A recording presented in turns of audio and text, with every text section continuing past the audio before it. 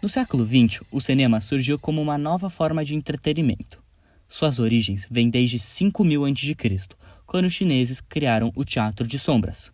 Com o estudo da propagação da luz e da projeção de imagens, o cinema se desenvolveu ainda mais, tendo a criação da fotografia como o último passo para sua concretização. Essa nova forma de entretenimento se difundiu nos Estados Unidos e depois na Europa, com a criação do cinetoscópio por Thomas Edison e do cinematógrafo pelos irmãos Lumière. Com o desenvolvimento de computadores e tecnologias, os efeitos especiais foram introduzidos nas produções cinematográficas, trazendo uma crescente complexidade aos filmes e possibilitando uma total imersão dos espectadores nos mais diversos universos das telas dos cinemas. Essas novas técnicas foram disparadoras para a criação de clássicos como Star Trek, Star Wars, Toy Story e Avatar. Hoje em dia, sabemos que esses filmes fizeram muito sucesso, considerados clássicos do cinema de ação. O sucesso é tão grande que muitas viraram grandes franquias, novamente Star Wars e outras como 007, Batman e uma das mais conhecidas, discutidas e comentadas, a Marvel.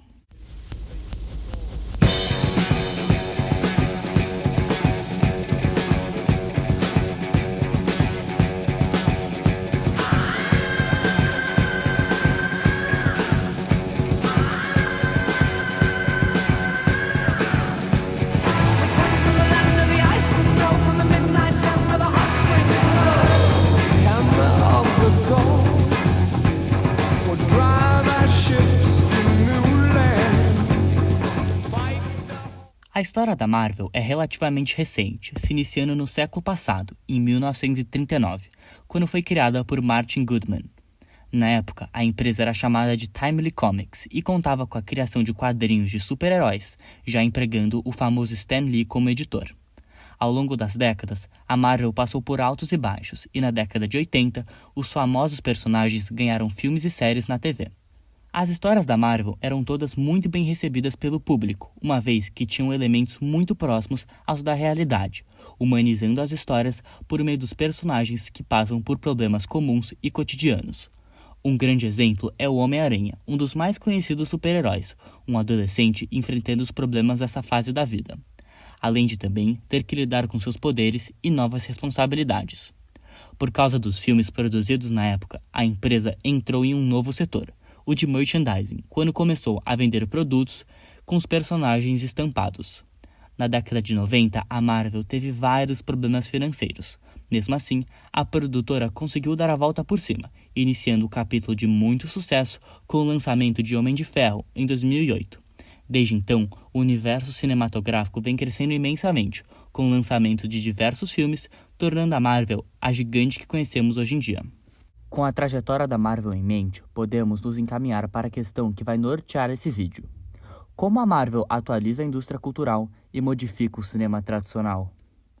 O conceito de indústria cultural foi trabalhado pelo filósofo Theodor Adorno em seu livro Indústria Cultural e Sociedade. Em sua obra, Adorno discute como as produções culturais se organizam e se manifestam em meio a uma sociedade norteada por padrões estéticos, consumo em massa e, acima de tudo, as consequências da industrialização. Adorno argumenta que o desenvolvimento e avanço do capitalismo foram os gatilhos para a reorganização da indústria cultural. O crescimento dos sistemas industriais e, consequentemente, da produção em massa e padronizada também foram refletidos na produção cultural, que tomou o mesmo caráter dos meios técnicos, com o objetivo de lucrar e atingir o grande público, as massas. Essa padronização e uniformidade nas produções culturais é imposta por uma unidade estilística, uma fórmula composta por uma série de tendências continuamente repetidas nas produções. Por meio da repetição, a indústria cultural impõe o estilo e as tendências, evidenciando sua inflexibilidade em relação às inovações e ao novo. Além disso, a repetição garante que as produções culturais fiquem presas no imaginário público, forçando a formação de um sentimento de identificação e alienamento das massas. Muitas vezes criam-se personagens e histórias que trazem um sentimento de pertencimento, de realidade e, consequentemente, de identidade. Esses são personagens com realidades normalmente inalcançáveis, que estimulam o espectador a se imaginar como este, e assim, desejar uma vida similar. De certa forma, isso incentiva cada vez mais o consumo, pois o espectador vai continuamente voltar à produção cultural para procurar um propósito, uma inspiração, e para se sentir pertencido e identificado.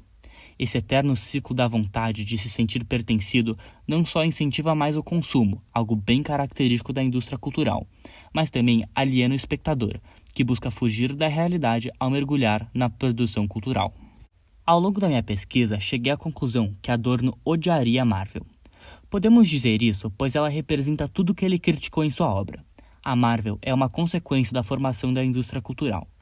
Como vimos em sua história, os super-heróis são uma perfeita fórmula para a produção cultural. Ao mesmo tempo que eles trazem um senso de realidade e identidade para os espectadores, como exemplificado pelo Homem-Aranha anteriormente, eles são uma forma para o espectador de se distanciar da realidade, se alienar e mergulhar em um novo mundo de infinitas possibilidades, justificando o motivo dos conteúdos fazerem tanto sucesso e terem um público fã muito grande. Afinal, quem nunca se imaginou como um gênio, bilionário, playboy e filantropo igual ao Tony Stark?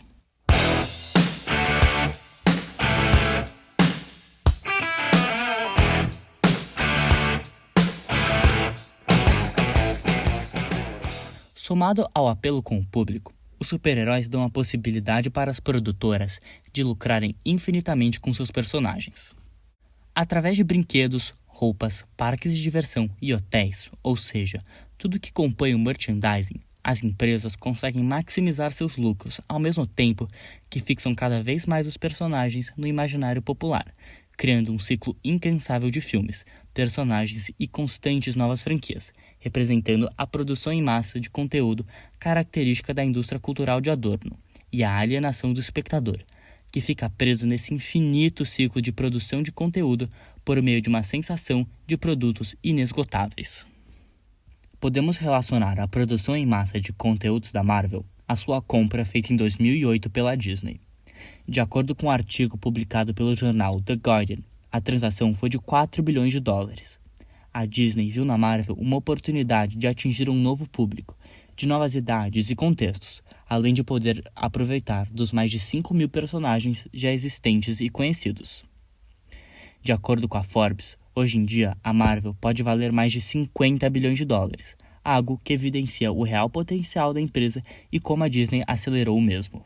Os professores Karen Edelman e Ramon Casademos Massanel, professores da Harvard Business School, argumentam que a compra foi uma jogada do CEO Michael Eisner de abranger novos públicos e acabar com o ciclo de conteúdos nostálgicos da Disney, tendo uma visão de longo prazo. A compra da Marvel foi só um dos fatores para a transição de conteúdos da Disney. Além dela, a produtora Lucasfilm, que retém os filmes de Star Wars, também foi comprada com a mesma motivação de sua nova irmã. Ademais, Eisner percebeu uma desaceleração nos conteúdos de TV a cabo. Foi por isso que o CEO iniciou um novo projeto que revolucionou como acessamos os conteúdos da Disney e, consequentemente, os da Marvel. Em 2017, foi anunciado que os conteúdos da Disney seriam transferidos para uma nova plataforma de streaming, similar à Netflix, que reuniria tudo que a Disney retém. A entrada no setor de streaming com o Hulu primeiramente e em 2019 com o Disney Plus e o ESPN Plus foram um ponto de partida para um novo capítulo no império do Mickey Mouse. Essa nova forma de acessarmos os conteúdos já está evidente no universo Marvel. Neste ano foi lançado nos cinemas Viúva Negra. Ao mesmo tempo, o filme foi lançado na plataforma de streaming da Disney, o Disney Plus, em que os assinantes podiam pagar uma taxa adicional à assinatura mensal para acessar o filme de casa. Essa jogada da Disney representa a transição do cinema tradicional, das bilheterias, para o streaming, sendo a primeira vez em que um filme de grande porte não ficou exclusivo para os cinemas e pôde ser assistido de casa. A tendência a favor dos streamings se iniciou com o crescimento da Netflix, que veio acompanhado pelo Amazon Prime e mais recentemente pelo HBO Max. Com isso, a indústria do DVD perdeu espaço e hoje em dia quem está ameaçado são os cinemas físicos. Essa tecnologia se tornou uma opção infinitamente mais conveniente, mais barata e mais confortável para o consumidor. Afinal, é preferível para o espectador pagar uma pequena assinatura mensal para ter acesso a milhares de filmes e séries do conforto do sofá de casa. A Disney não se permitiu perder o bonde dos streamings e entrou na onda lançando o Disney Plus. A plataforma possibilitou que a Disney se estabelecesse nesse crescente setor e conseguisse mais um meio de lucrar, além de disponibilizar um lugar para suas produtoras lançarem mais e mais conteúdos em diferentes formatos. A Marvel vem aproveitando bastante esse novo espaço, como vimos em Viúva Negra, e só neste ano, com o lançamento das séries WandaVision, Loki, Falcão e o Soldado Invernal, What If, Gavião Arqueiro, além do filme Shang-Chi ter ido diretamente para a plataforma após ter saído dos cinemas. Nesse momento, temos que voltar para os conceitos de Adorno para entendermos o que está por trás dessa tendência na indústria cinematográfica. Os streamings foram um setor encontrado pelas grandes empresas de entretenimento que possibilitam uma maior liberdade. Em vez de seguirem as regras das bilheterias de cinema, as plataformas de streaming trazem a liberdade para essas empresas de, ao mesmo tempo, reunirem todos os seus conteúdos e criarem um espaço, com suas próprias regras, para o lançamento de novas produções culturais em diferentes formatos. Essas plataformas são a grande representação do que Adorno escreveu como a indústria cultural, uma vez que evidenciam a vontade das corporações de terem um espaço para produzirem conteúdos em massa, freneticamente, para assim lucrarem mais e mais em um mundo dominado por novas tecnologias, além de evidenciarem as mudanças no cinema tradicional, de bilheterias. A importância da Marvel pode parecer pouca no setor de streaming, mas eu te garanto que ela não é. A Marvel mobiliza milhões de assinaturas para o Disney Plus. Dentre os conteúdos produzidos e disponíveis na plataforma, conseguimos ver que o universo tem um papel central, já que a produtora foi a que mais lançou conteúdos exclusivos da plataforma, demonstrando o esforço para que o catálogo da Marvel cresça. Entre as 10 séries mais assistidas pelos assinantes da plataforma, 5 delas eram da Marvel. A meu ver, o maior motivo para isso é o fato do universo ter uma base gigantesca de fãs, todos dedicados em acompanhar os lançamentos e que, obviamente, não deixariam de assinar uma plataforma em que todos os filmes já lançados estão disponíveis e que vem recebendo novidades constantemente. As redes sociais são a maior evidência do tamanho da base de fãs da Marvel. No YouTube, existem diversos canais com milhões de inscritos exclusivamente dedicados à análise de teorias e referências nos filmes, por exemplo. Existem incontáveis páginas no TikTok e no Instagram que ganham milhões de visualizações e que também se dedicam à Marvel. Um exemplo concreto disso é o fato dos 3 trailers com maior número de visualização nas primeiras 24 horas após seu lançamento serem de filmes da Marvel, sendo o trailer de Homem-Aranha Sem Volta para Casa em primeiro lugar, com mais de 350 milhões de visualizações somente no YouTube. Bom, mas como a Marvel atualiza a indústria cultural e modifica o cinema tradicional? Ao longo do vídeo, vemos que a Marvel segue os padrões de produção em massa de conteúdo, algo intensificado após sua compra pela Disney em 2008. Desde então, essa gigante do entretenimento vem mudando a forma que assistimos filmes com sua entrada no setor de streaming. Já que a Marvel tem grande influência sobre o Disney Plus, conseguimos identificar como ela influencia nas mudanças e atualizações da indústria cultural, uma vez que tem um papel central na concretização dessa nova era tecnológica do cinema. Por fim, com essa nova forma de acessarmos os conteúdos, o cinema físico vem perdendo espaço para as plataformas de streaming, algo que evidencia a mudança no cinema tradicional de bilheterias.